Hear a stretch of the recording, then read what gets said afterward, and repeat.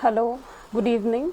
I think we'll wait for just 2-3 minutes for people to join in.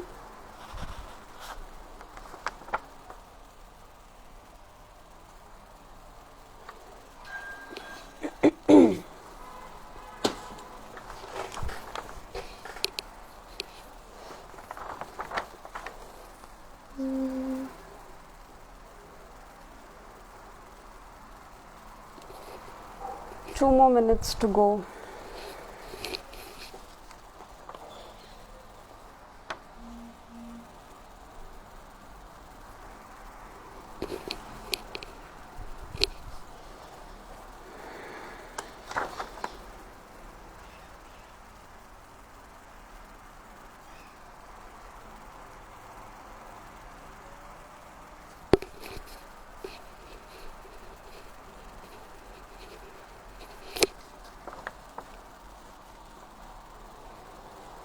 Hello, Sujit sir.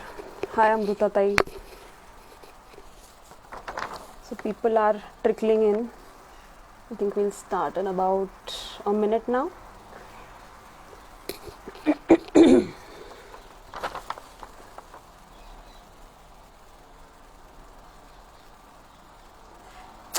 So yeah, I think we'll start and hoping that people will join in more numbers as and when we progress with the program. So, good evening, a very good evening to all of you. My name is Shweta and I'm from Parisar. So, this is our first Parisar Insta Live interview and we are very, very excited to do this. So, let's just get this started without any much further ado. So, the issue that we are going to be tackling in today's interview and talking more about is something that affects everyone. Because it's about the air that you're breathing. The air that you are breathing, I'm breathing every second of our lives, even as you're watching me live, even as you're doing any of your other things. So there's no one who's not affected by it. So I think one of the questions that I really thought about was that do we ever stop and think that, we are breathing, but is the air that we are breathing clean? And forget about clean. Do we even know that the air that we are breathing can really be toxic? I mean, it can be taking away precious years from our lives, making our bodies sick. And I mean, this is just very counterintuitive. I mean, you're reducing your life just by drawing breath. But this is true, unfortunately. And our guest today really knows much more about this grave issue and this whole counterintuitive calculation that exists. In much more detail than any of us would be comfortable knowing. So what really propelled us, encouraged us to schedule this interview with her was the publication of a recent book which in fact documents air quality and air pollution in a variety of layers in many perspectives through various perspectives that exist towards this issue. And I mean, Parisar has been working on air quality management and air pollution mitigation in Pune for more than a decade. But in this whole process, if there's one thing that we've realized, it is that awareness or the fact that people don't know anything or much about the air that they are breathing and the impact that it has on their bodies is probably the major roadblock in this fight for clean air. So, I mean, what really made us do this is that we want more people to know about this book. We want more people to know about this issue.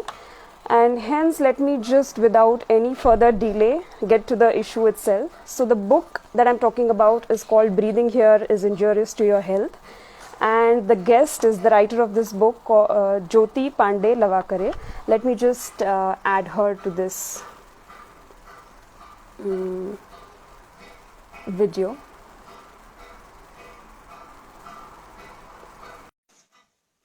Let's see if she's... Yes, so Jyoti is here. Hi, Jyoti, and it's really nice to be finally seeing you and meeting you, and thank you for making the time for this. I will just, yeah, I think I'll just quickly introduce you and let's just get on with our range of questions because, we are really excited to get this started. So Jyoti is an independent financial journalist, author, and a clean air evangelist. She started as a radio journalist in 1985 while still in college. and began her professional career as a reporter with the Economic Times in 1990, moving to Dow Jones Newswires in 1995. She switched to writing freelance columns for national and international newspapers after relocating to California in 2006. After moving back to India, she wrote regular columns on startups and entrepreneurship for the Business Standard and India Inc., and currently writes extensively on air pollution. She co-founded Care for Air in 2015, which works in bringing awareness of the health harms of air pollution and advocating clean air for all. She also writes fiction and creative non-fiction, and her first book, a personalized non-fiction narrative on the human cost of air pollution called Breathing Here is Injurious to Your Health, was published by Hachette in November 2020. So with this, I think it brings me to the very first question, Jyoti. So me and my colleague Sharmila read your book very closely. We enjoyed it. We were surprised by it. We were hit by it. And that's why we want more people to know about what this book is about. So I remember telling Sharmila that when I read the initial pages of your book in which you describe your mother in so much nuance and so much detail that, you know, the way she used to treasure her riyas, the way she used to drape her saris, the way she used to, small things that really remind you of people more than the larger things. And I said to Sharmila that, you know, I wish she'd put a photograph of her mother in the book because I feel like seeing her. And I actually went on the internet and I went up and saw the photo, but it was a much recent one. But basically, the point here I'm making is by writing about this very personal tragedy of yours, of your mother's illness caused by air pollution, you've really humanized an environmental issue, which otherwise we speak of in statistics and, you know, numbers and facts, which is very dry. So my question to you is, you've been concerned with air quality ever since you moved to India from US, but more so after your mother's condition. At what point did you think about writing a book about it? What made you write this book? So firstly, I wanted to thank Patisar and thank you and Sharmila for the book because it is meant to be for people to really understand how serious the problem is. And I really thank you very much. It's not an easy book to read. It's it's got a lot of information that we don't really want to know. And I myself went to. So first, I really wanted to thank you guys. Secondly, in the book, there is actually a photograph, an illustrated drawing of the young. Oh, my version doesn't have it, seems like. But yeah, it's great to see that. Yeah. And this is how she was as a young woman who was learning. She was an MA, master's in Hindi, and also in classical music. That was her passion. So I think to answer your question, I have always been concerned about the environment in a very normal sort of way, like most of us should be, I think, not as not somebody who went into it for a career or environmentalist, but just to be mindful because I feel very strongly that we have just one earth and we need to take care of it. It takes care of us. We need to take care of it. When I was growing up, as a young person, I don't think you really think of your own mortality. You think you're immortal. And I see that in my children now. You don't worry about things. It's when I became a mother, and I think when you have two young people completely dependent on you, two people, and I had moved back from the US. So I was born and raised in Delhi. And it wasn't as if I didn't notice that the air quality was bad. In fact, I think I have it in the book somewhere. At the ITO crossing, there was that big sign. Always talk about how India and how Delhi was so polluted. So I was aware of that, but in a very peripheral way.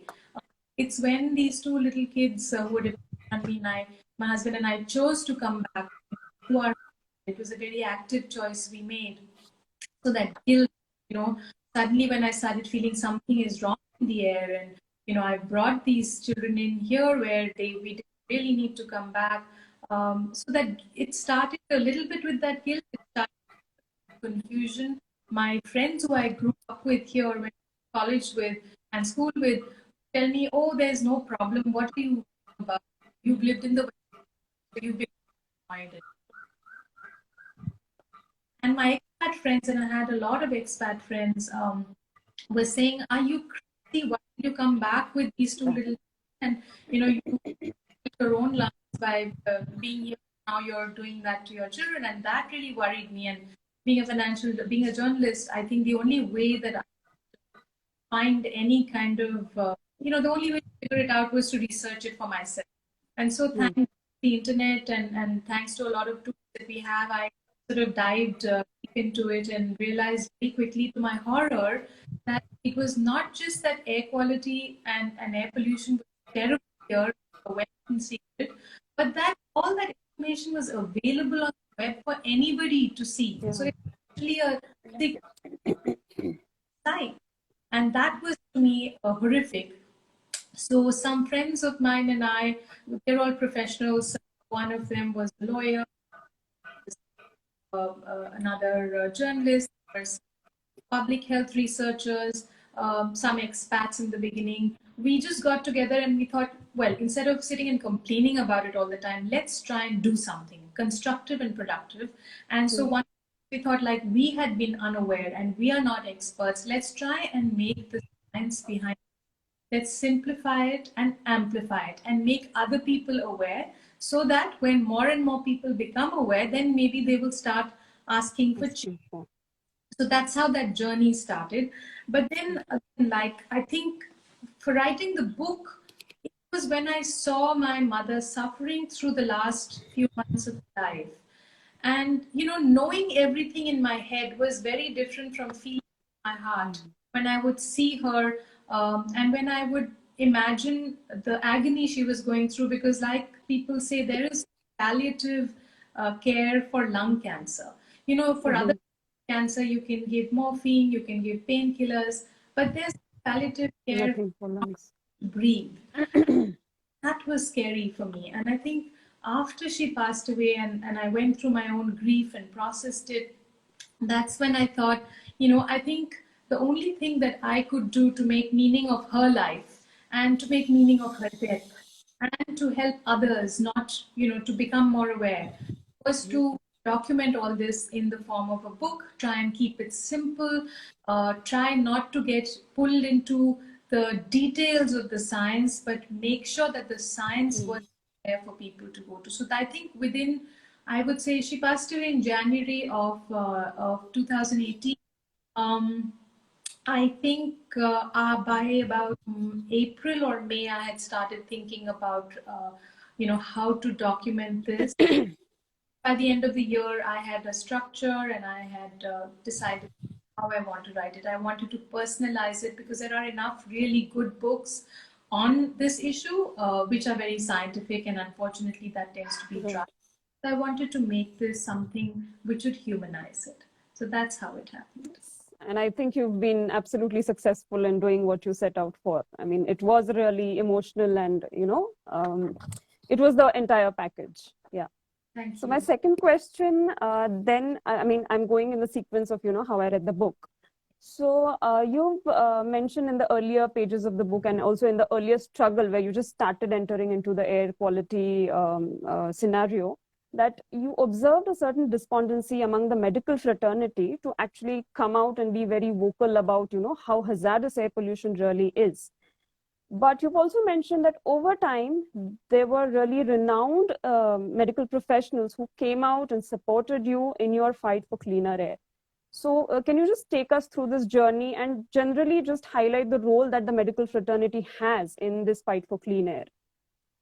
So I think in the early days, as I was getting to know more and more about air pollution, I did notice that when I talked to some of the doctors that I was talking to, and I'm not just talking about my mother's doctors, I'm talking about generally when I would meet doctors, some of them were very aware, but they said, what can we do? What can you do? And for a doctor, yeah, to say that.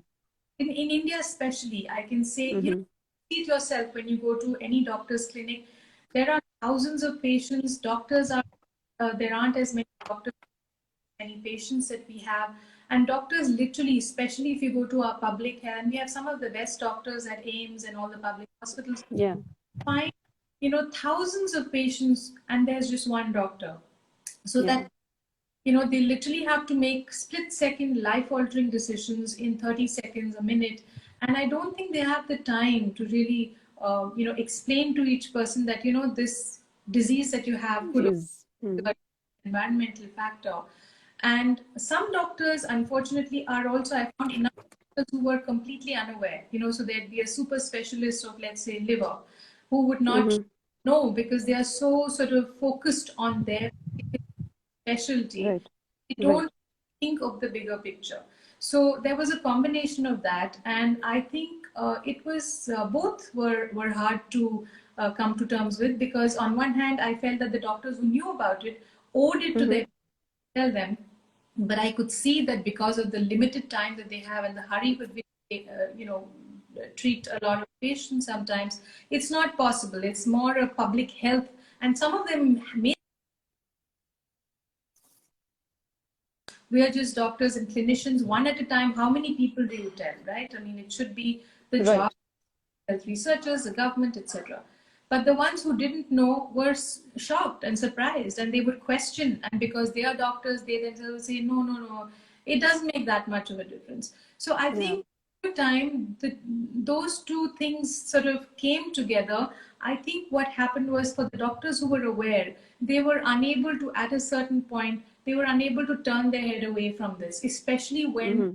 the internet and photography and uh, the progress we have made in science has a lot to do with it. Because when doctors were able to show us pictures of lungs that were blackened, Yeah. Yeah. I think that was the first time that you weren't just being told. It's always very powerful Mm-hmm. to be shown, rather than Absolutely. a doctor telling you, "Hey, stop smoking. This is for you." Mm-hmm. Versus a Yeah. doctor, a photograph of lungs that have gone through, Yeah. smokers' lungs versus a non-smoker's lung.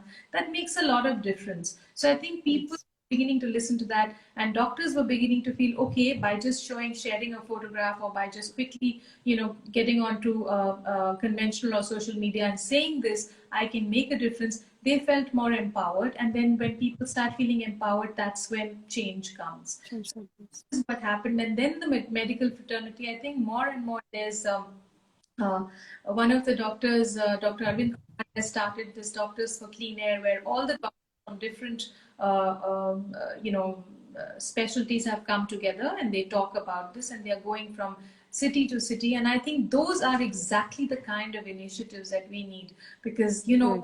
we will all listen to our doctors in India, especially doctors, Yes. especially in smaller towns. When the doctor Saab tells you something, that's the word, Mm-hmm. the law. So that's how. Absolutely. Absolutely. So I'm just making an announcement for the viewers. If at any point you have any questions, please leave them in the comment section, and we'll get back to it in the last 15 minutes of the session. I forgot to say this in the beginning. So yeah, so my third question really is that, I mean, when I was reading the book, one of the things that really struck me, it was like the repeated episodes of, people coming to Delhi, then falling sick, and then taking out the time to figure out that, oh my God, it's the air that's making you sick. It's not a virus. You can't take a medicine on it and get over it. It's the air. And just the repeated episodes of people actually living a city because the air is making them sick. I think it was very short. I have goosebumps right now even speaking about that, because sitting here in Pune, I can't imagine, taking all my stuff and just going somewhere because the air is making me sick. But this is really happening, and I really want people to know that this is happening. Pollution migration is a reality, and I want you to shed some more light on what all you have actually documented in the book regarding this exodus that is happening in Delhi already. Absolutely. So, what I noticed was, first I started noticing this with, again, with my expat friends, because what happens is, with people who have other homes and other choices, it's easier to make that choice. Once you Of realize, course. is one of those things, once you know the damage it's causing, it's very hard to unknow it. You can never, Mm. now that I know it, I'll just ignore it. You can't do that. It's very No, no, absolutely not. an option to move to a place with cleaner air, you'll take it. And so I started noticing Mm-hmm. my friends who were giving the reason every time, because most of them loved India. They wanted to stay here longer, but Yeah. they and some of them had young children. So those people felt more compelled to leave the city because they knew that this was not just something that was a temporary problem, and it was going to have a irreversible cumulative health effect on their children. So I think Absolutely. noticing a pattern which I feel in, I mean, from my own anecdotal research and evidence, I found that it kind of peaked around 2015, 2016, when a whole bunch of people left at the same time, and all of them were saying, you know, Yeah. leaving because of bad air. And one of the dentists I spoke to, who actually had a lot of clients from this fraternity, also said that, I've been noticing a lot of people are moving, and in fact, schools are now, the principals of schools are commenting on this. So, these kind of things made me, and as a journalist, you're very alert to pick up trends, you pick up patterns Yes. very quickly. So that made me realize that people are leaving. And then I started noticing Indian, there were a lot of Indian. People. In fact, Mm-hmm. my own Care for Air co-founders, Abhishek Bhartiya, they run the Sitaram Bhartiya group. He relocated his family out to Canada, and he did not want to do it. He did not do it because he wanted to move to Canada. Very rooted, that family is very rooted in India, but he was just very afraid, and that's documented in the book as well. That he woke Yes, absolutely. not being able to breathe, and that's a Yeah, scary thing. And you can ask any asthma patient how it feels to not that be able to. feels.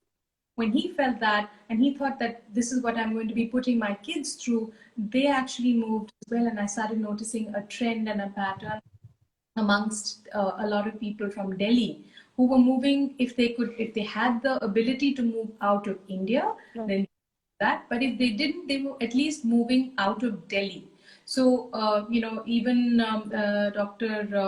Sarat Kutikunda, Mm-hmm. people who found out about it, like I said, it's Mm-hmm. important. And so people moved to Goa, people were moving to smaller cities, Bangalore. I started noticing people telling me that, like there was this, I think it was Cushman and Wakefield, somebody who I was talking to there, they said, people are actually looking to move out of Delhi, and the reason they're giving us is we want to move to places with clean air. So now we're Cleaner air. them to. And then when I was talking to people, for example, Make My Trip founder Deep Kalra, he also mentioned that they had done a research, a little study within their own company. There were people who were willing to take a cut in their salary to be able to Mm-hmm. to places. Somewhere else. Right. So all these little patterns were coming to, and it was really scary because you're right. I Yeah. mean, and the other thing I just want to point out here, today Pune has clean air. Today, worry about it, but Mm-hmm. it's coming to all of us. It's not just Absolutely. research in December. There was research that showed that Goa and Kerala and a lot of other places with cleaner air are catching up with Delhi's. And Right. Delhi has a geographical misfortune, as we all know. Yeah, And, absolutely. so it's these other places which have the ability, which are by the seaside, or like Bangalore, you get, either nature washes it away or blows it away. Even these places are now creating so much pollution that even nature is not able to help wash it or Subside. blow it away. So unfortunately, I hate to say this, but Pune, which is another city I love, I think that is also going to go that way. Where unless we don't move now, unless you as a Pune resident and others who can raise their voices and say, look, Mm-hmm. don't want to breathe terrible air. Unless that is not done starting now, this is going to be the fate for all of us. Because where do you run to when you're, in your own? Absolutely. Where do you run to? Absolutely. 90% of India is polluted. It's way beyond the WHO Permissible limits. levels. So even Pune, although you say that the AQI is much lower, it's still not Yeah. within the levels of the WHO. No. Yeah. In fact, Pune is a non-attainment city, so we can't. We just don't have any excuse to give. So another observation from the answer of this question itself is the fact that the sort of inequality that air pollution really brings to the society as a whole, where the I think largest brunt of air pollution is taken by those who have no resources. So I don't want to get into the fact of, who pollutes more or what. But as you said, I mean, people who who do have the resources to move will move. But what about the people who are poorer and who are more vulnerable, who are living on the streets? I think it affects them the most. So yeah, I think this is something we want everybody to know about. Uh, Air pollution is a social inequity. It does affect. There was a recent story done by the New York Times, which again, I always feel stories that show rather than tell. It had tracked two young children, one from a privileged home who slept in a room which had an air purifier, and then went to her yeah. school in a car, and then her classrooms were purified. School, yeah, yeah, yeah. Her exposure to air pollution was much less than this other child who was from an underprivileged family, whose school actually was under a flyover, and he didn't Yeah. small tenement. And so they actually measured the personal exposure of both these children, and it was very clear to anyone to see that, the privilege. So it is a social inequity, and not just for children, for everyone. I mean, if you just think auto rickshaw drivers, traffic, Absolutely. construction workers who are working at construction Yeah. sites, they're the poorest of the poor, and they, by virtue, they can't take a day off when air quality shoots up. No, They don't get absolutely not. work, they don't get paid. So they are Mm. the ones who are the worst affected. And I think that is something that our government needs to acknowledge first, and then do something. Because very often you'll hear, oh, air pollution is a elite problem. Right. It's opposite. The only problem is that people who are the most affected by it are unfortunately the least aware, and Aware. not able to ask for it. Those of us who know about it and who have a voice and who talk about it, it starts appearing like this is the problem of the elite, but Of it's elite. absolute opposite. Yes. True. True. Absolutely. So, I mean, it's evident that, we need both advocacy and awareness to really rein in this monster of air pollution. Advocacy, which will bring out change in the policy level at the top, in the way governments function, in the way governments take action.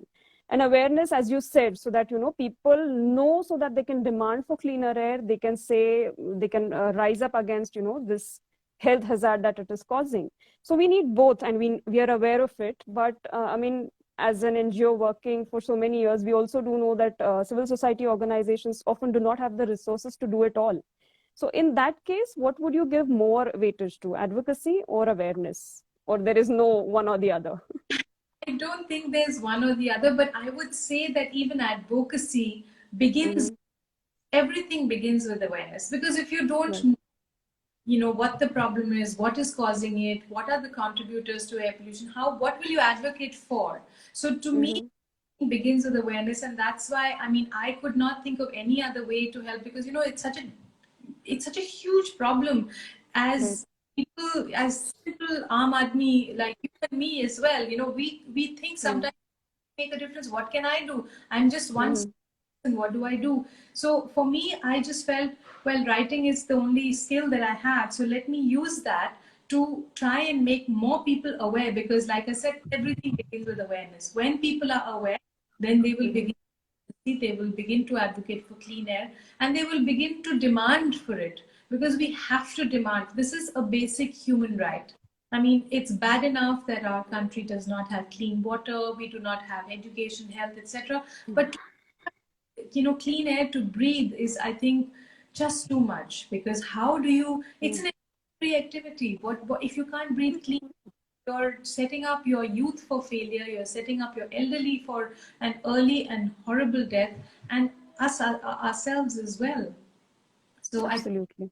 yeah, so I think it's to answer your question in short, I think it begins with awareness, but there is no other way but advocacy to, and that is what one of the co-founders in Care for Air did when Gopal Shankar Narayanan had petitioned the Supreme Court of India on behalf of three Mm-hmm.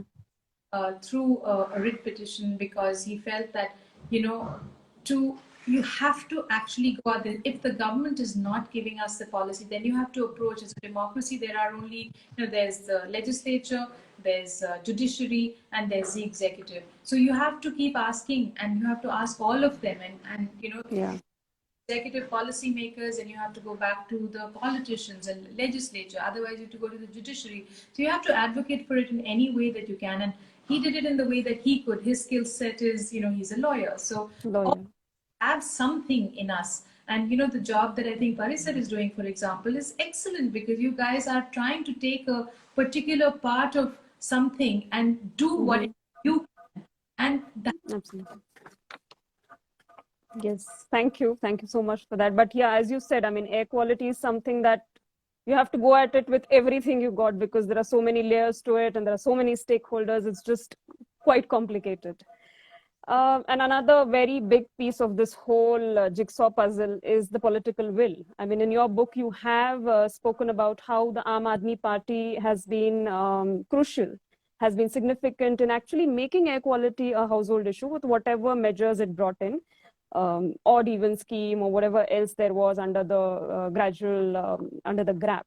So how would you really speak about how you got the Aam Aadmi Party to actually take this issue on board?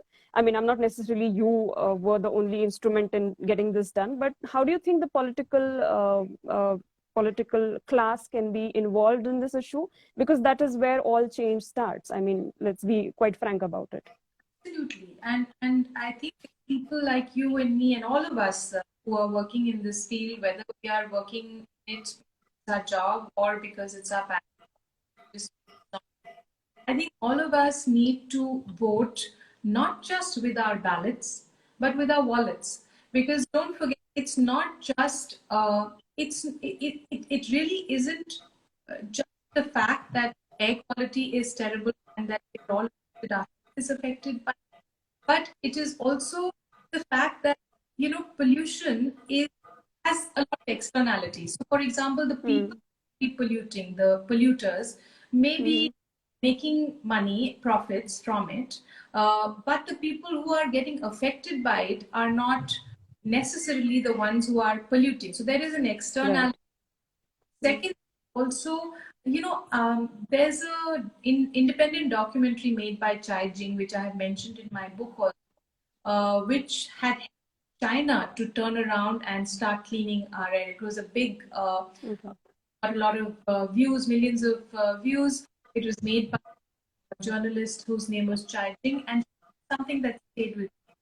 Pollution smells of money, and really too many lobbies. So if you start saying that, oh, we have to go after automakers because we need, there's a lot of vehicular pollution, they will say, well, there's a lot of crop stuff. So there's a lot of whataboutery that goes on. And you need to actually attack every single cause of pollution, and you need to do it in an organized way, not in an ad hoc sort of way that when pollution peaks you start thinking, okay, what do I do? It's not a band-aid solution. You need this to be a mission of national importance, just like Swachh Bharat is. You need Swachh Bharat. In fact, I don't even understand how you can have Swachh Bharat without Swachh Bharat. Because if you can't breathe in it, how do you live in a clean India? How do you start up in India? How do you do anything in India when you can't even breathe in? So I really feel strongly about this is that it's not just the government, it's the corporates, it's the individuals. We all need to, join hands and say this much and no further. It's already too late. We need to start yesterday, not even today. Today. True. And like you said in your reply right now, that, it's not like the government is not doing anything. They are doing things, but we need to really be careful of what they are passing off as air pollution mitigation. I mean, most of the things that the government are probably doing are reactive and band-aid solutions, as you've said. And the very recent ones in those sort of solutions has been the smog towers, which have been erected by Delhi. And not surprisingly, a lot of other cities are also running for them, because they think that that massive tower, which is, erected in a public place, is going to suck out all the pollution from the air, which is obviously not true. So I want you to really speak about it and let people know how, in fact, going for such solutions may actually be a step back in the fight for cleaner air. Absolutely, absolutely. And thank you for bringing that up because this is a pet peeve of mine. Absolutely. Pollution is actually caused by emissions, and only reduce pollution is to stop emissions at source. There is no other way. Otherwise, it's like filling water in a bucket with a hole in it. And smog tower is essentially, when you set up, and so filters indoors work because an indoor room is sealed off. So you have a Mm-hmm. certain air in there, and a filter will, these HEPA filters will filter out, like a chunni will filter out chai patti. Yeah. A HEPA filter filters out the smallest of particles, which even our body cannot filter out. So in a closed environment, those may work. But in an open environment, they don't work at all. They're inefficient, they are completely ineffective, and they're wasting public money, taxpayers' hard-earned money in these Absolutely. fake solutions. It's a red herring. And I Mm-hmm. feel strongly about it because not only is it not helping reduce pollution, it is, in my Mm-hmm. view, adding to pollution. And let me tell you how. When you Yeah. have a large small tower with huge HEPA filters in there, huge filters, physical filters, filter out PM 2.5, they very quickly will get clogged. Now, what Mm. do you do with those clogged The filters? particles, yeah. Our landfills are already overflowing. So what happens is very often are on fire. In fact, now recently, the landfill fire that happened in Ghazipur could be seen from outer space. So when you Mm. are burning these filters, in addition to the other stuff that we burn, you're actually adding to air To pollution. pollution. So what you are doing is, and I in fact also feel bad when we have uh, filters in our homes, because you see, when you Mm-hmm. are anything that has filters, I my little space, my bedroom is clean. Now I'm tossing out this filter. It's not as if Mm-hmm. just taking it back. It's going to go back in the landfill. So I have Landfill. in my little space, and now that dirty air, which is going to be burnt at the Ghazipur or the Bhadapa, landfill, is going to go into some poor person's lungs who live Lungs. not. Right. In fact, I call this a solution. A lot of us, we call it protective measures. We have to protect ourselves. We don't want to die Mm-hmm. in a horrible way. So we are forced to use it. But this is not the solution. The solution is reducing that source, and the government has to come out. The corporate sector has to, join hands, and individuals at our individual level, we have to start segregating our trash. We have to start using, reusing, recycling, not just as a term, but really in our lives, embedded in our lives. So, Yeah. I mean, this is something, in fact, as Care for Air, we had even, when the Supreme Court came out with this judgment and said we need to have smoked up, we had even, requested that he show us which science says that this Yeah. works. And unfortunately, our petition got dismissed. So my worry is that Delhi will start doing it, and other cities will start. Or It's already.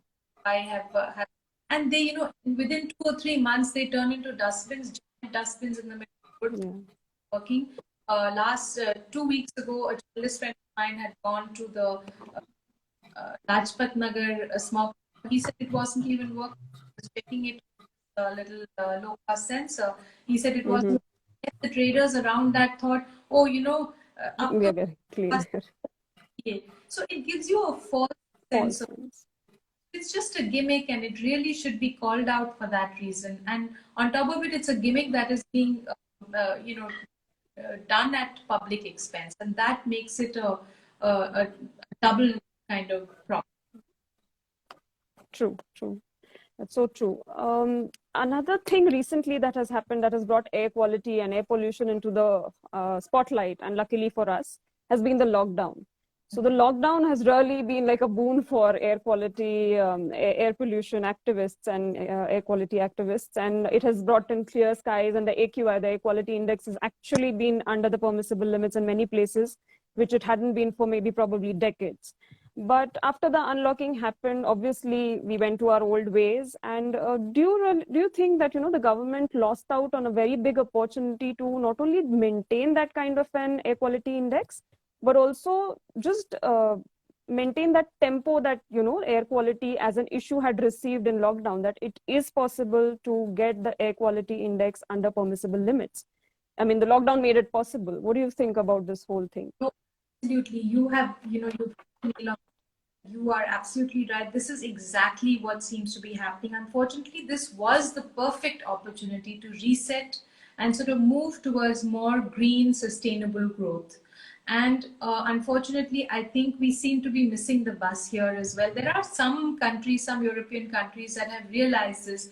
They have started, pedestrianizing, making, cycle lanes, and trying to sort of use a more thought through policy for this.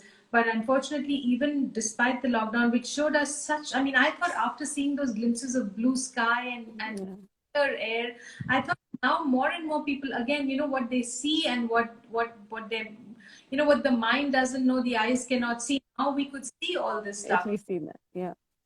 Dala, that mountain range could be seen. You could actually, I could smell the difference in the air, frankly. I really smelled it myself. And unfortunately, this also showed us, uh, on the positive side, it showed us that despite having played such havoc with our air quality, we could reverse it. It was still reversible. It showed us, it demonstrated to us that it's not too late. You can still do it. But I think only the wise, they say vinash kale viprit buddhi. Unfortunately, I think that is what that we are heading towards our own destruction and hurtling towards it. And I just want to say one more thing. GDP itself, the whole concept of growth, that is a construct. We ourselves have defined what growth is, and we are chasing after that without seeing the negative effects. There are imputed costs that come, there are increased medical liabilities. GDP does not take the costs of fall in productivity due to disability, disease. People have to spend more on doctors. So that those things are again a hidden cost. They don't come out. So you may have very high growth, but the population is getting sicker and sicker, and that is not showing up in the growth numbers. And that's important to bring that up and say, no, no one in their right mind. Tell me today, if somebody gave you the option, here you can have 1 crore, but you'll also get cancer with it. Is it okay with you? It's not okay. No. Okay at all. Nobody can even enjoy their wealth if they don't have health. And we're compromising our health by breathing this bad air.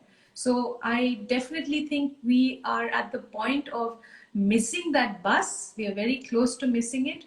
We have to choose whether we want green growth or black lungs. There is no other we can still get growth. This whole hoo-ha about growth and sustainability being at odds with each other, that is not true. Today, all renewable energy, all energy that comes out of the wind and the sun and the water, the clean energy as we call it, that is cheaper than thermal power energy, energy that comes out of coal and fossil fuels. So again, we don't, unless we want to become fossils ourselves, we need to stop digging more and more into the ground and bringing coal out and burning it and then inhaling those emissions. We still have a chance to do it. India has some of the best and brightest minds. I'm sure there are ways to frog leap over, this kind of thermal dependence and move straight into more and more renewable energy. There are people doing that. One of the best things the Delhi government did, by the way,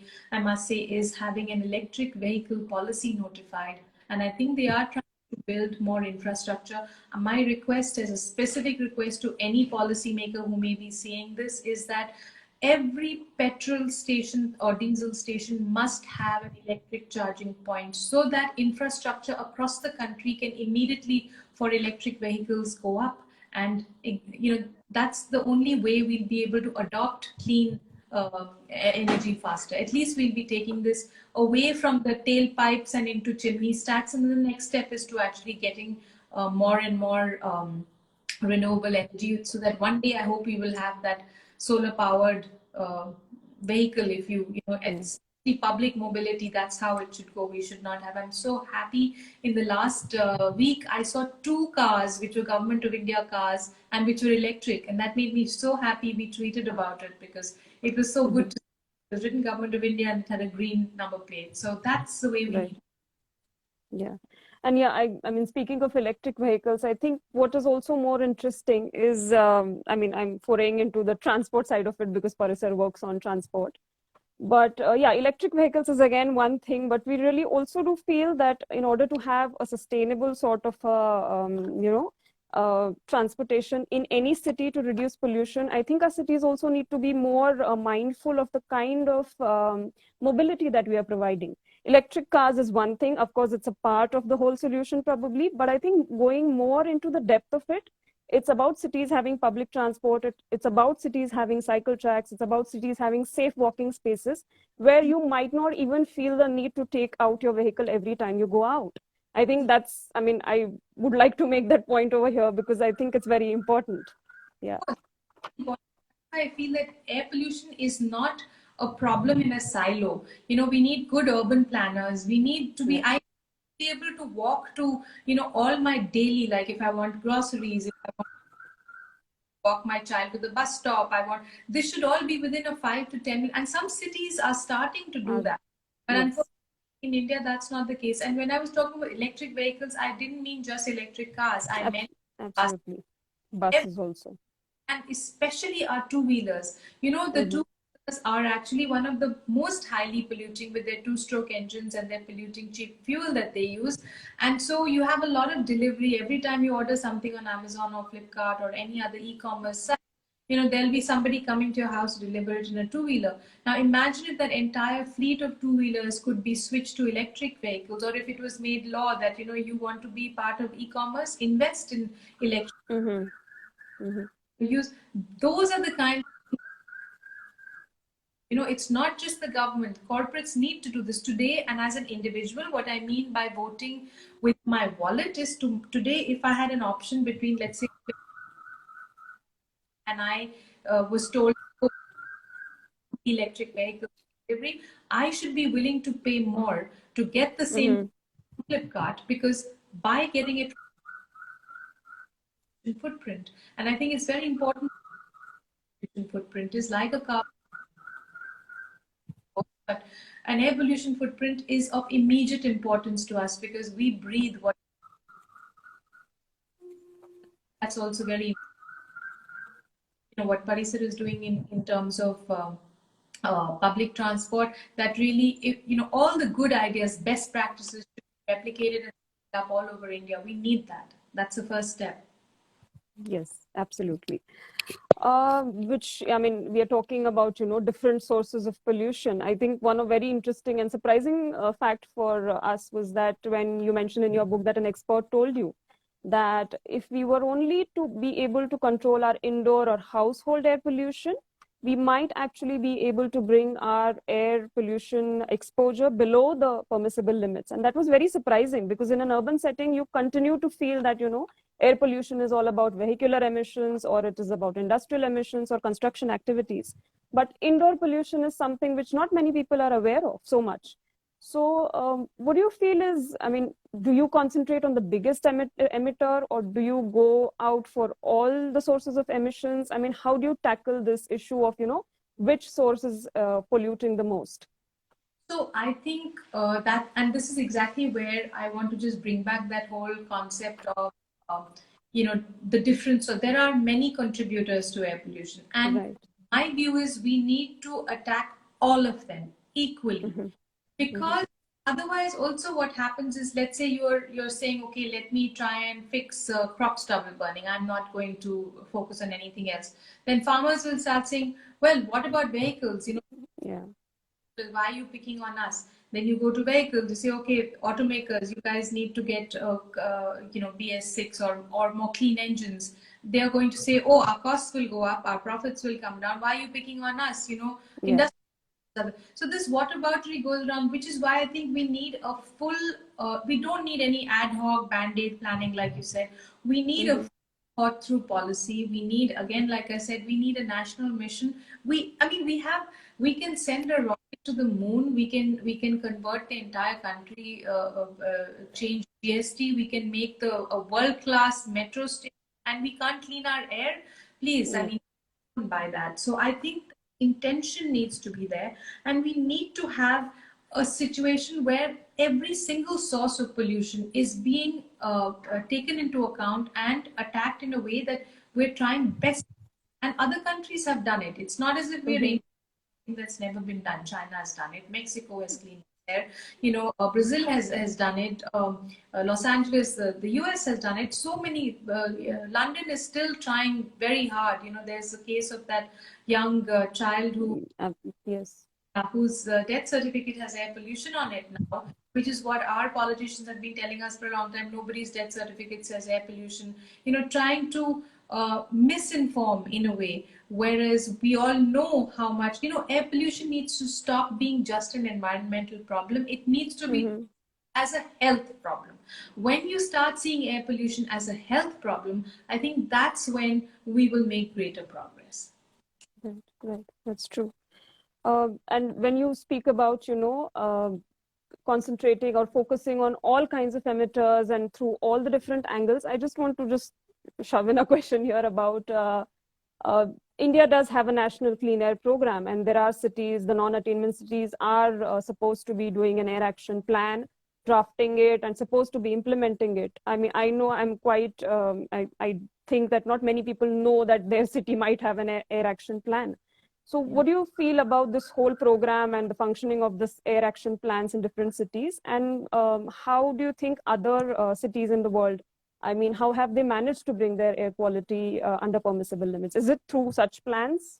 I mean, You know, again, it's not about this plan or that plan. It is about how important this is for the government. So if you're, for example, in the case of China, it's more authoritarian. You know that once they decide this is going to be our issue, it's going to go top down all the way. Now in yeah. India democracy, you have to move from the grassroots up as well as top down, and intention is clear. I mean, how do you think Swachh Bharat happened? There has been a change in that area. You know, you were talking about indoor air pollution. I'm sorry, I don't think I answered that question. The Yeah. PM Yojana actually has done a stellar job in providing clean cooking gas to a lot of people who are burning, you know, cow dung cakes and biomass, and creating a lot of women and children have in the rural areas suffer from a lot of lung and respiratory diseases because they're sitting in kitchens and cooking on chullas which have a lot of smoke emissions. Now, when you are providing things like the, you know, clean cooking gas to 8 crore people, you are obviously making a difference. But again, you have not made this a health issue. So those Mm-hmm. people, when it comes to buying that second cylinder, they may have now easy accessibility, and they've got their first LPG. They have arrived in that sense. You know, they don't have to. They are now the better ones in the village. They Right. have. Mm. When it comes to buying the second cylinder and the third cylinder, remember, your opportunity cost of doing that is zero, because you can go out and get free twigs and cow dung and all of that. So you have to encourage people by telling them, we're not just giving you this to look good in your kitchen. It is Right. health. So again, that connection to health has not been Mm-hmm. excellent. Yeah. PM Yojana, which has gone across, you know, to the BPL, in the below poverty line, Poverty line section. across the country. But making that connecting that last dot is crucial, because those Mm-hmm. same will then go out and buy that second cylinder. And most of us need to, you know, I think now the subsidy is given up, but the people who need it should be getting free. Mm-hmm. We are able to achieve our targets of clean air. So to come back to the question you asked just now, I think it's not which plan A, plan B, plan C. Different countries have used different plans. It's the intention. And if the intention Mm-hmm. in the air, the plan will come. We have, as a country, like I keep saying, we have the brightest and best minds. We can clean it. We can clean our air if we put our minds to it. You know, if we set up a challenge to the young people, saying, come up with new technologies, come up with new innovations, or, you know, have policy makers. We have some of the best scientists here. Allow them what do you call it, give them the power, empower them to make a good plan, have the execution done correct way. Have somebody who's accountable. If you tell somebody that this is your job, you have to bring AQI down to below 60 across the country Mm-hmm. in 2 years. Now, if Mm-hmm. AP was that clear, saying this is how much we will bring down in this much time, or else this will happen. Mm-hmm. Accountability for everything and everyone. So I Mm-hmm. think that if our clean air plan did that, then I think our journey towards clean air would be faster. And I think we need to Right. more ambitious targets. We can't say that, oh, we will reduce it by little bit, little bit, little bit every year. We can't say No. that No. time is gone. Absolutely, absolutely. And in fact, the air action plans, I mean, most of them don't have deadlines. And I mean, yeah, the intention is just what seems missing from the whole exercise. Yeah, it's a Um, they're a good start, but I mean, it's you lose the race if you don't run fast immediately. yeah, yeah. I mean, you But have to build up on whatever is there. absolutely. True, true. So you've been fighting for clean air for so many years now, almost 10 years. Who would you say were and are your biggest allies in this fight? I mean, there are various roles played by various, sections of the society. Who were your biggest allies? I would say, I mean, actually, people like you, I would say media, I would say doctors, lawyers, people who are aware and who are Mm-hmm. concerned. A growing body of scientists who have started speaking out because, I think in the past what was happening was the research was always there was always excellent information, but it was sitting in silos. Now I think those silos are reaching out to each other, but we are still in a bit of an echo chamber. We need, from silos, we move to echo chambers, but we need to spread this to the people who are affected by it, to the Right, non-experts, to the right. people who will vote, to the people who will demand change. Because scientists, they do their job and then they sit back. They don't want to be activists. In fact, some of them Mm-hmm. they were like, हमने अपना काम कर लिया, काम ये कर लिया. Right, जो कर-" right. Uh, it's not enough to do that now. That time has passed. Even for everybody, whether it's a scientist or a doctor or a lawyer, everybody needs to speak out. And I think it's happening slowly, but it needs to happen. So these have been my allies, and I think all of us working together collaboratively, that's the only way to do it. So Right, right. now I what you're think, exactly what you're asking, this is a mhm, absolutely. Yeah, that brings me to the last question, and then we'll have a few questions from the viewers. So there is this sentence in your book that there are no safe standards of pollution. No pollution is safe for your body. And I think that needs to be really reiterated as many times as it takes for people to understand that. AQI is a number, but I mean, there are just no safe standards. So I want you to tell our viewers more about what kind of, grave health impacts air pollution has on their bodies, along with the fact that, yes, India has the national ambient air quality standards, but how does it fare when compared to the WHO standards, the World Health Organization standards? And what do you think we should really aim for? I mean, is just being compliant with any national ambient standards good enough for us? so there's a very simple way of understanding this. Mm-hmm. Better for you, smoking or 10 cigarettes or no cigarettes, zero cigarettes. So the closest that all the research that was done in the early days, especially, and by the way, there are 70,000 scientific papers that link air pollution to human health harm. So, most of these in the beginning showed how they used smokers as the people who were breathing polluted air. Like that was the metaphor that was used. Now, if you smoke 20 cigarettes, obviously smoking 10 is better than smoking 20, and smoking 5 is better than smoking 10, but smoking 0 is the best of all, right? Right, So right. you really need to have zero pollution in the air. Now, in India, unfortunately, we have normalized high levels of pollution because we have got so used to it. So, today I'll tell my child, okay, beta, you can play today because it's only 120, 130. I mean, in the Western world, in France and London, there's an air emergency alarm that goes off. I mean, if levels go up. Now, also, I want to bring up the fact that when you have things like bushfires, wildfires, any kind of fires, or even in our own country, in Diwali, when you have such high levels, it may be short lived, but these are high episodic levels of air pollution. That you've always been breathing clean air. Now, then you have a episode that happens like a wildfire, a bushfire, or like what we have every year, Diwali. Even that damage stays in our body for the rest of our life. It does not go away when the smoke goes away. So I think we understand that air pollution does not just affect your respiratory system, it affects every organ, and especially the lethal particles of PM 2.5, because PM 2.5 is so tiny that it will get into our bloodstream through our lungs and then travel to every organ in the human body. So it's not just respiratory diseases that you have all sorts of cancers, you have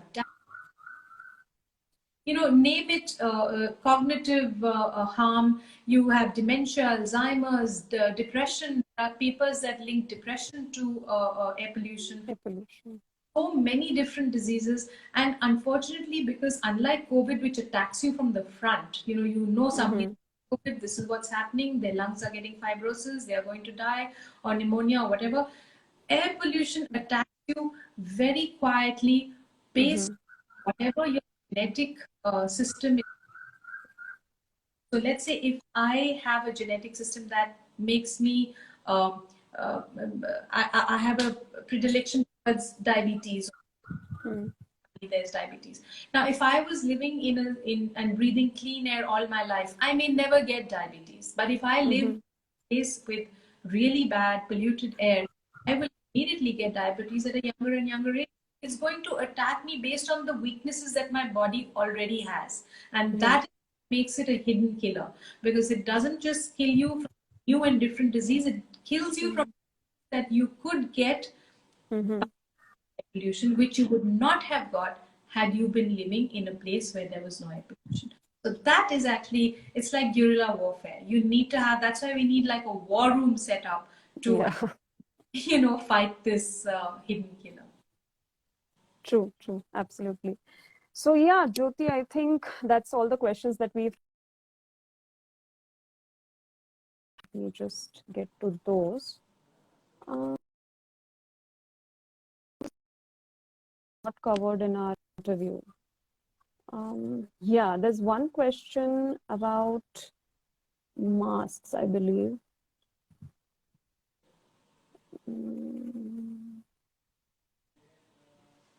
Yeah, I mean, just probably people want to know about whether masks really help in reducing the damage caused by air pollution. That is one of the things. And yeah, and though I'm not a huge advocate for masks because they're so yes, your book says so. Yeah. So cause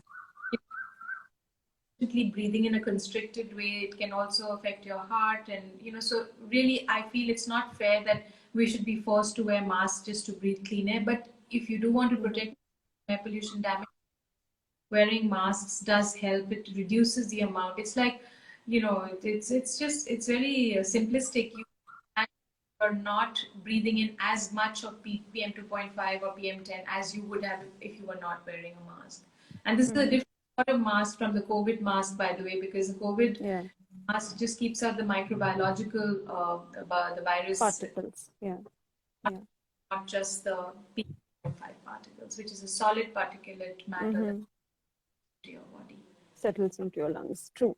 There is another question by Abir Balla, who asks, what were the challenges you encountered in approaching different schools to encourage more students to use buses and vehicle-free zones?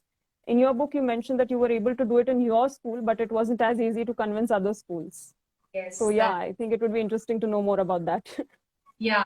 So very important. So I feel public transport is a very important part of any civilization. In fact, a civilization, in my view, is only civilized when you literally have the CEO and his security guard taking the same public transport to work. That to me is real civilization, when they're cycling in a cycling lane. And yes, in our school, so I was the president of the PTA of my school, and the secretary of the PTA and I were both very passionate about trying to get more children on school buses. And when the principal, and this is all there in the book, when the principal suggested that, let's try and get more kids on, I think that the school had 2,800 children, the Sanskriti school, and of those, only 650 were taking the school bus at that time. So we had about 17 buses, and we tried to then double the number of buses and double the number of kids, and we got pretty close. We had about 1,300 and double the number of buses. It was tough because everybody wants that convenience of having your car, if you can afford it, your car and driver take you to school. But I think a bus has many advantages. It doesn't just, I remember my school days when, you interact with older children, you become social in a whole different way, you make friends.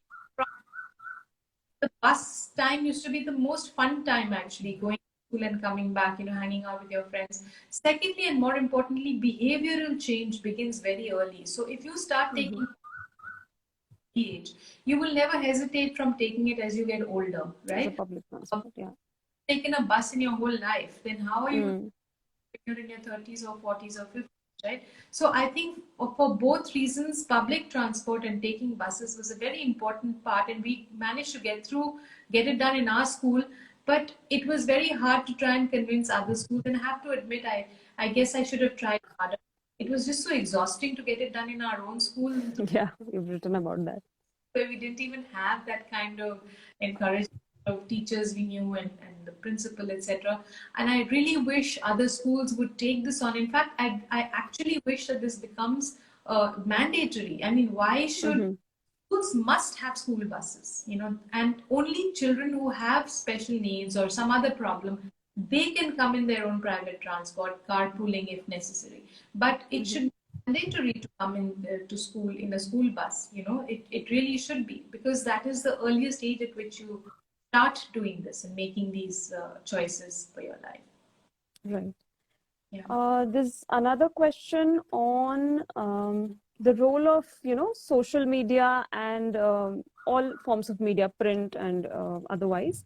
That I mean, how do all these sources of media help in the fight for equality? What was your personal experience about it? Of course, you are part of the media that we are speaking of, but yeah, what's been your experience about it? So I have to say that I'm also the problem. I hope I'm part of the solution. Then media tends to also go by TRPs, today's media especially, So you have what I call broccoli journalism, which is good for you and you should be consuming fast chips, TRPs, Yeah.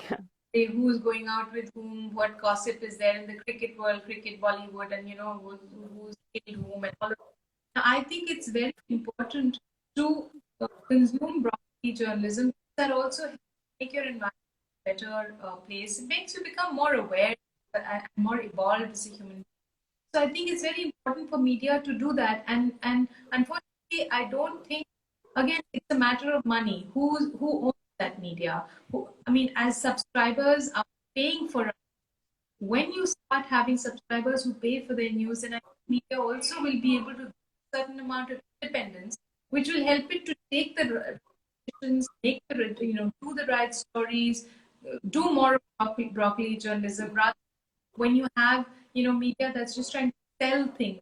If you have media owned by a business house that actually wants to push its products, then they're pressure on the editorial side to actually do certain things which may not be ethical.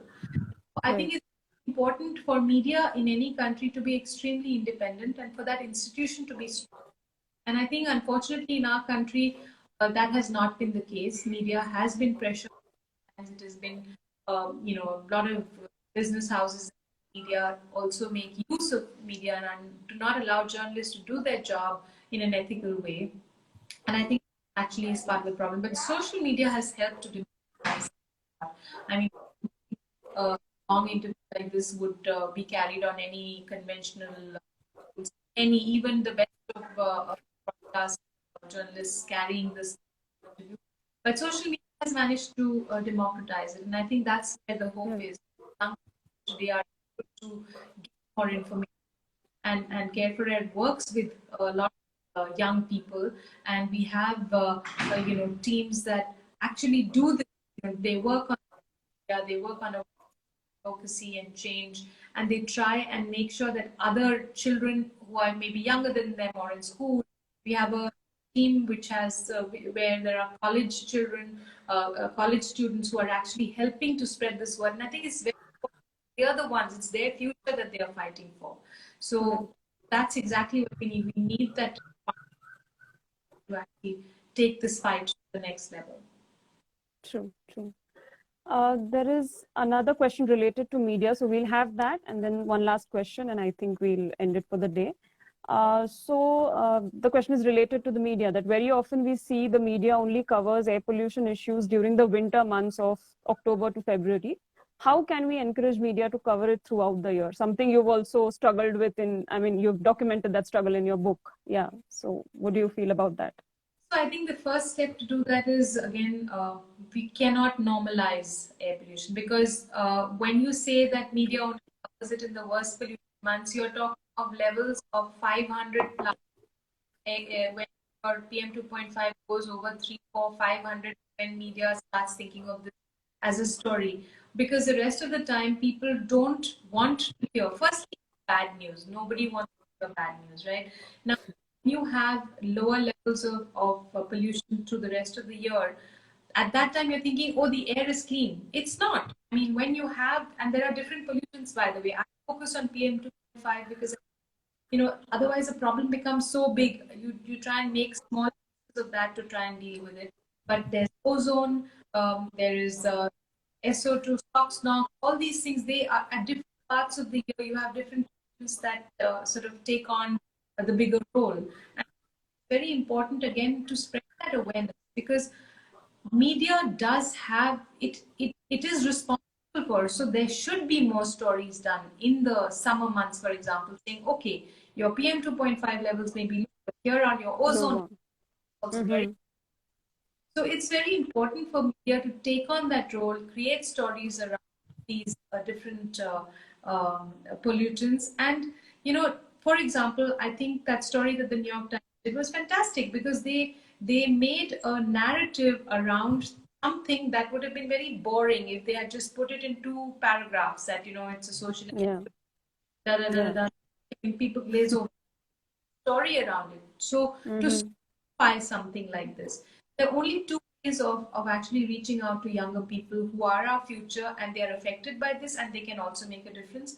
One is to gamify it, and the other is to storify it. I tried to and make this a personalized narrative, because I felt that was one way of pulling people into a story, because we are human beings, we tend to listen to stories. Absolutely. Everything is about received wisdom in that way, but gamifying it is another way of doing it. And these are the only ways, because otherwise we will die out even faster as a species than we are already doing. I love that. I love those 2 options, storify and gamify. Let me tell you that. Let me just go with the last question, and then we'll call it a day. So one of our viewers wants to know your reaction on the case in UK where, air pollution has been notified as a legal cause for that little girl's death. And I know from reading the book that you have actually visited their family and you know more in detail about this whole case. So tell our viewers about that. So I think this is a land judgment, because it actually is able to pin down something that people get away by, that, oh, air pollution is no one's death certificate in our own country by our own health minister. I think it's very important that now that this has happened, nobody can at least make statements like that, which are very irresponsible to be, because air pollution, like I said, it may not kill you, it does indirectly. When I met Rosamund and I saw her determination to fight kind of, it was so unfair. Her daughter, not even, she didn't have any respiratory issues before, and I walked down the road that she used to walk from her home to school, and it's very, of course, nothing compared to India, nothing compared to Delhi. in our urban cities, but still crowded. Never. And when I told her our pollution levels, she was she was like, "How do you live with that?" And her own, she was saying, I this like air quality here is so bad, it's affecting our children. And I think London is actually doing something. Sadiq Khan himself has Asthma. so he's really focusing and pushing for cleaner air. Now in our country we have air quality which is 30, 50 times that. We're not able to do enough. It's because we again we like abhi so itna hi hai, and the other I think a lot of us have in India that I find is we feel that अरे हमारी immunity, our immunity. Yeah. Oh. Air Please tell people a little bit about this because the moment you start talking about air pollution, it's like, why are you behaving like this dainty person, who can't take it? Please just, I mean, I would request you to tell people about this. absolutely, because there's a lot of difference in building your immunity by bacteria, etc. A bit of that exposure to that is good for you because let's say you've had water which is not 100%, kicks in and you're fine. But when you have a solid particulate matter, there's immune system can do about it except causes of stress and inflammation in your body, which actually reduces your immunity. So people who have lived in highly polluted places actually have lower immunity. And that was also affecting, there are enough studies that have shown that people who live and who are affected by COVID in places with high pollution, there are higher cases of COVID than places with clean air. That data started coming out the minute COVID started. So I think I managed to include it in the book because that data was coming out so early that places of bad polluted air are actually people are worse in those areas. So immunity, it's the exact opposite. Otherwise, would our smokers have the best immunity if air pollution? You just need good immunity to get over solid particulate matter. I know. Because we have the best lungs and the best immunity. I think it's True. COVID. True. Yeah, so I think we are good. So yeah, I think we've overshot, but yeah, people have been listening. So I'd like to think that we were not boring. But thank you so much, Jyoti, for coming, agreeing to do this. And I know we've really struggled to get a time between our schedules. But thank you so much for doing this. Thank you so much for writing this book. And I'm sure we'll continue to collaborate in different ways we can for this fight for cleaner air. There is no happy ending to this issue, so I'm not going to say something nice, but yeah, anything nice would be the fact that we need to continue doing this and be up in arms for whatever data we can get, whatever stories we can find, and humanize it and gamify it, storyfy it, whatever it takes to make this issue just get cleaner air. I think that's all that I want to say. If you want to say something just to end the interview, please do. No, thank you so much. I want to thank you for your extremely thoughtful questions. I really think you have thought this whole issue through many Insta, talked to many different people, but you asked were very well, and I really enjoyed about them enough. I have a little more hope you maybe because I feel I work with young people. I feel the enthusiasm, passion that they bring to this. I feel very hopeful that maybe they will be able to change things that my generation couldn't. We are spoiling the air for them, and now they are clean it up. So we want to help do it, and that's why I think it's very important to have young people join in the fight because it's their fight more than our fight. And then the last thing I would say is that it's just terrifying and gamifying. Air pollution needs to be there in literature, in our music, in our. There was a song that I heard called "Dhua Dhua," and one of the. We need to. You should not be able to exit your house without hearing air pollution. It should be there in bus stops. It should be there on metro stations. It should be there everywhere because people need to know that this is like now you can't step out without hearing COVID. You need to. It needs to be taken at that level. That the government took COVID. That's the only way to solve the problem. Otherwise, like you said, there's no hope. There is hope. There is hope. Yeah. Thank you so much, Jyoti. Thank you. Thank you.